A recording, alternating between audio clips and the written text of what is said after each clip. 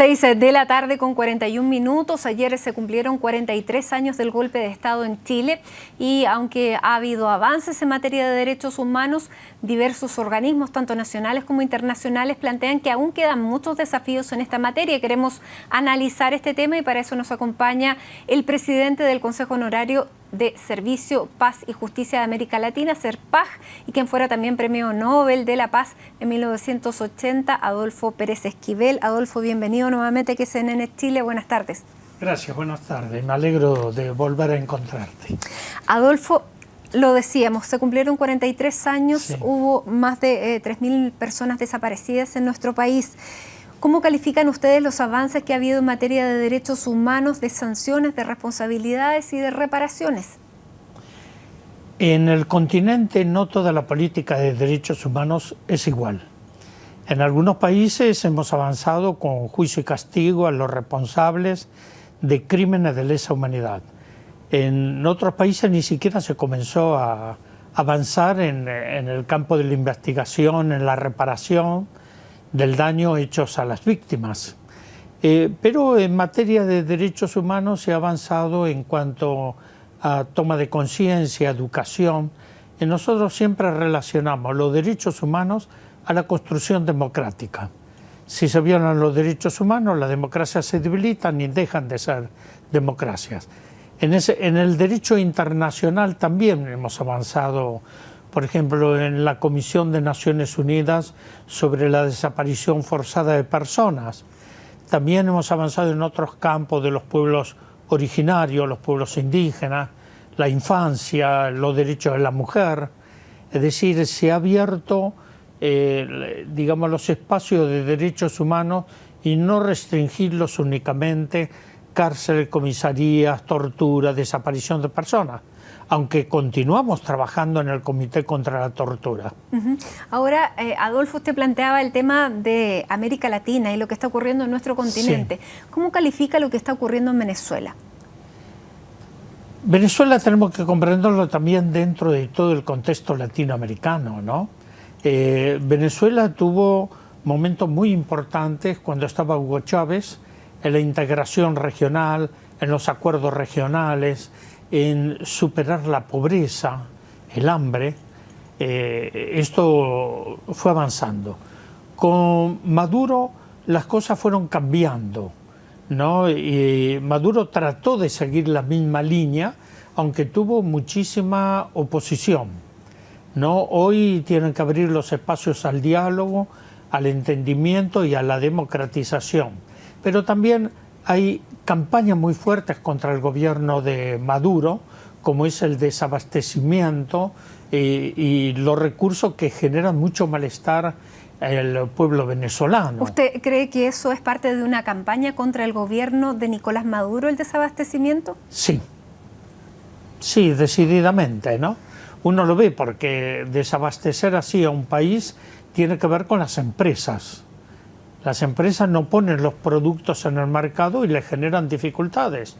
Hay una política también de los Estados Unidos que no le convence, no quiere, no le gustaba Chávez, no le gusta Maduro.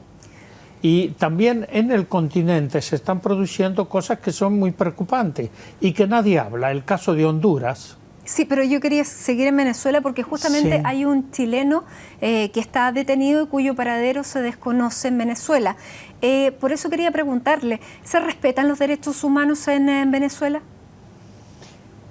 Creo que en algunos casos no. Y el caso del chileno hay que averiguar qué es lo que pasa, ¿no? Y reclamar al gobierno de saber el paradero de esta persona. Esto en cualquier gobierno hay que hacerlo, esté donde esté, ¿no? ¿Usted calificaría que es una democracia el gobierno de Nicolás Maduro? Es una democracia condicionada, restringida, sí, tiene una validez democrática, ¿no? No lo es así si tenemos que hablar de otros países. ¿Y CERPAJ está trabajando en Venezuela? No en forma directa, sí tratamos de apoyar condiciones de vida y lógicamente lo que hay que denunciar lo denunciamos.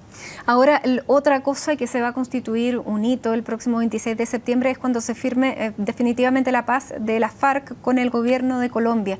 ¿Qué ocurrió? Sí. Ahí hay más de 220.000 muertos durante todo el periodo de la guerrilla de las FARC. Todavía está el Ejército de Liberación Nacional. ¿Qué pasa ahí con la justicia, con la reparación, con la paz? ¿Cómo ve usted ese proceso? Bueno, nosotros venimos siguiendo el caso de Colombia desde hace muchos años.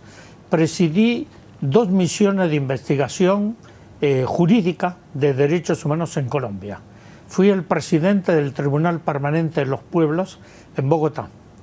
Es decir, conocemos lo que está pasando en Colombia de hace muchísimo tiempo y me alegro que hayan llegado por lo menos a esta etapa de la paz, ¿no?, entre la FARC y el gobierno. Pero esto no resuelve el problema de fondo. Los grupos parapoliciales, paramilitares, lo que bien señalabas, el hecho de la justicia, la reparación del daño hecho, y esto habrá que ver las comisiones de verdad como han hecho otros países, ¿no?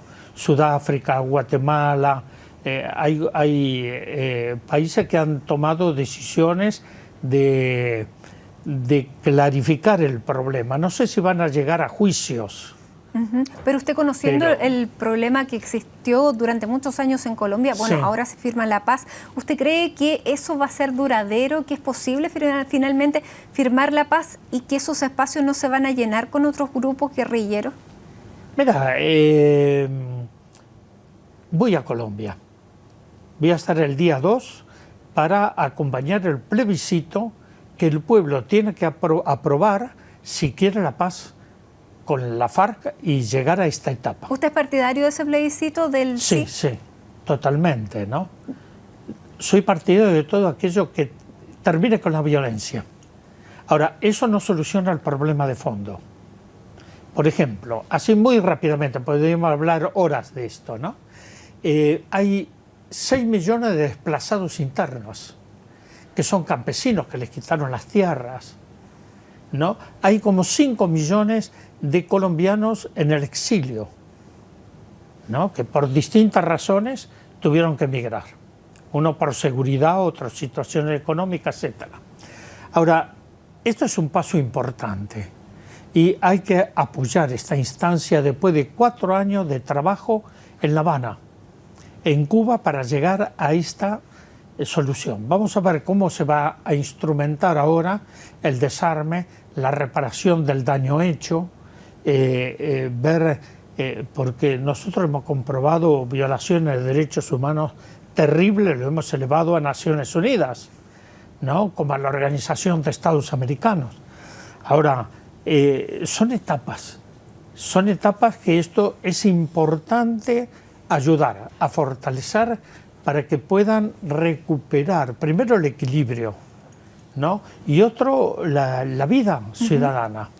Ahora, Adolfo, ¿cómo ve usted el proceso que se está viviendo en su país con este cambio de signo político en el que hay una efervescencia social bastante importante por medidas económicas, de carácter económico, que se han tomado en Argentina bajo el gobierno de Mauricio Macri? ¿Cómo ve la situación de su país hoy? Es decir, esto es un gobierno nuevo que lleva 9 meses, que asumió también la herencia del gobierno anterior, con sus luces y sombras. Hay dificultades, hay muchos despidos, se agudizó la desocupación, el hambre, hubo manifestaciones contra el hambre. Es una situación muy conflictiva que no se logra todavía recuperar económicamente. Hay un proceso inflacionario muy fuerte y hoy la gente queda muy reducida en sus posibilidades de vida. Por eso hay protestas sociales, las políticas donde el gobierno privilegió el capital financiero, benefició a muchas empresas, por ejemplo la megaminería, a los productores agrícolas, fundamentalmente los ojeros, ¿no?, y ha descuidado las políticas sociales. Entonces es importante que el gobierno tenga políticas sociales y pueda enfrentar lo que esto puede ser muy complicado para la vida del país. Por eso le preguntaba, ¿usted ve una estabilidad social en su país a partir de esto? Hay dificultades, pero hay una estabilidad social, ¿no? Nosotros venimos trabajando hace mucho tiempo con el Comité contra la Tortura, Cárceles y Comisarías. Dentro de poco vamos a presentar los informes de la evaluación y de la supervisión que hacemos de cárceles y comisarías. Pero sí, en este momento hay una estabilidad social con estos conflictos que acabo de señalar. Pero bueno. Y la última pregunta que le quiero hacer, que se relaciona con su país, con nuestro país, con el continente, que es el tema de la trata de personas. Sí. En su país la trata de personas ha sido un problema importante, incluso el Papa Francisco lo ha abordado, incluso mientras era cardenal, arzobispo de Buenos Aires. Sí. Aquí en Chile hemos conocido que también están ocurriendo casos de este tipo. ¿Cómo se está controlando eso y cómo está Serpaj trabajando con ello? Nosotros estamos acompañando sobre esto. Fundamentalmente a la hermana Marta Peloni, que está en Corrientes, en la zona de Goya, donde viene trabajando mucho sobre la cuestión de tratas. Nosotros no tenemos un trabajo específico en la cuestión, trabajamos más con la infancia, con jóvenes en estado de riesgo social, en centros educativos, y también en ver la situación que están sufriendo de marginalidad, de violencia. Ahora sí, estamos acompañando lo que están haciendo otras organizaciones con el caso de tratas y las ventas de bebés, la venta de niños, que eso también es un problema gravísimo. ¿Eso está ocurriendo en Argentina? Está ocurriendo en Argentina, sí. Fundamentalmente en las zonas del norte argentino. Y eso es grave. La hermana Marta Peloni es una de las grandes luchadoras que denuncia. Y ahí hay complicidad de jueces, hay complicidad de funcionarios, de las parteras, de médicos. Eso es grave. Me imagino grave. Que la justicia está sobre aquello, ¿no? Está la justicia trabajando, pero tiene que trabajar sobre hechos concretos, ¿no? Y bueno, hay que generar...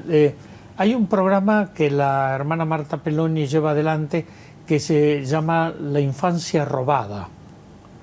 Y bueno, hace muchos años que se viene trabajando sobre estos aspectos. Muy bien. Adolfo Pérez Esquivel, muchísimas gracias por estar aquí con nosotros en esta coyuntura. Usted viene a un congreso a participar aquí en Chile de Serpaj. Nuevamente, gracias por estar aquí en CNN conversando con nosotros sobre todos estos problemas que afectan a nuestra América Latina. Que esté muy bien. Gracias, igualmente.